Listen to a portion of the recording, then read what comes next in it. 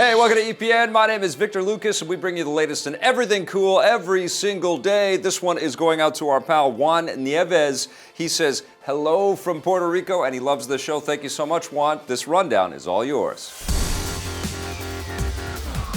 EA Sports might be bringing a very cool new feature to the NHL video games. Future titles in the annual hockey series might have a single-player story mode similar to what we've seen in other big sports titles. EA is introducing a single-player story mode in their latest soccer game, FIFA 17, and since the NHL series is made at the same studio, it would make a lot of sense for them to do the same thing with NHL. I was able to ask NHL producer Sean Ramjagsingh about this yesterday when we visited the studio. One of the big things that we're seeing in sports titles like your own FIFA 17 and the NBA 2K series is the story mode, and people are putting scripted pieces together with actors. Is that something that's going to happen with NHL?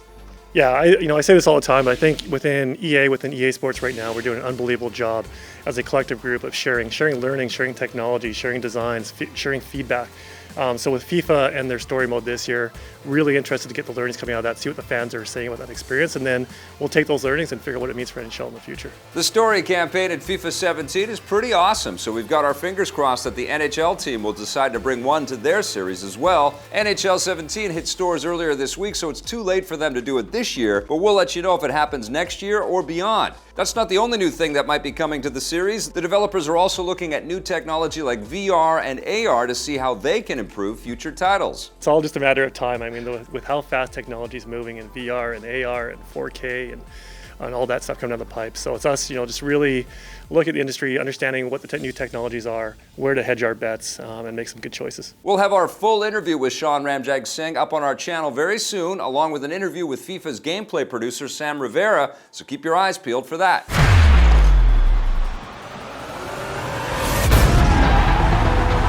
South Park won't be fracturing your butthole this year. In what's already a huge disappointment for fans, Ubisoft has delayed the new game, South Park: The Fractured Butthole, until next year. Oh, dude. It was slated to arrive this December, but will now land in the first quarter of 2017. That means you won't be getting it for Christmas or Hanukkah, but the developers say they need more time to polish the game and make sure it's able to meet its high expectations. The last game, The Stick of Truth, was very well received and is frankly one of the few licensed games based on a TV show or movie that's actually worth playing. Hopefully this delay will allow The Fractured Butthole to be just as good. Our own Jose Sanchez recently got the chance to play it, and you can watch his first impressions by clicking the link on your screen or in the description below. The delay also happens to come as Ubisoft is fighting off a hostile takeover bid by the mass media company Vivendi, which is expected to come to a final showdown at Ubisoft's annual shareholders meeting in 2 weeks. Mom! The new kid is trying to play with the Cube of Ultimate Destruction! The online haters of No Man's Sky may have found a very unlikely ally. The massive space exploration game launched last month, but quickly ignited controversy after many gamers complained that it didn't have nearly as many features as developer Hello Games had promised. Now it looks like Sony might agree with them. Speaking with Eurogamer, Sony Worldwide Studios president Shuhei Yoshida says that he understands some of the criticisms the game has received and admits that it sounded like the developers, and specifically director Sean Murray, were promising more features than the game actually had. Ouch! Yoshida adds that the game didn't have a great PR strategy, and the developers probably should have had a trained PR person helping them with their marketing. These are surprisingly candid statements given that Sony is the exclusive publisher of No Man's Sky on consoles. Yoshida hasn't completely turned his back on No Man's Sky. He says that despite the problems, he still really enjoyed the game and is looking forward to new features and updates that the team is working on. One of the coolest retro games of the last few years is finally coming to a Microsoft console.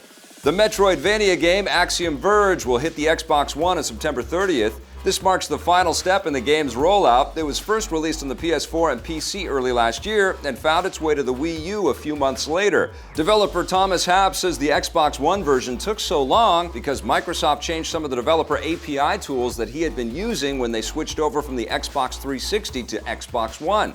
Better late than never. The Star Wars spin-off movie Rogue One might sound a little different than what you were expecting. With just a few months to go before release, the new movie has replaced its composer. It was set to be scored by Oscar winner Alexander Desplat, but now, according to The Hollywood Reporter, the music will be written by Michael Giacchino, who scored the recent Star Trek films. This means the final film could have a very different sound. Desplat's music is known for being more dramatic and moody, while Giacchino has a more action-oriented style, similar to original Star Wars composer John Williams. The reason for this swap is actually very simple. Desplat is no longer able to do the music because the post-production schedule was pushed back following the reshoots that took place earlier this year. Many outlets made a big deal of the reshoots, suggesting that they're the result of problems with the film. This is probably blowing things out of proportion, though. Most big-budget movies have reshoots these days, including all of the recent Star Wars films, so they're a normal part of the creative process and probably nothing to be concerned about. Let's just get this over with, shall we? Rogue One will ignite the rebellion this December. And that wraps us up for the rundown today, everybody. Have yourselves a fantastic weekend. We'll be back on Monday. May the Force be with us. Hey, thanks for checking out that video on our EPN channel. It's just one small part of the things that we make around here. So if you liked it, don't forget to check out some of our other vids and hit that subscribe button.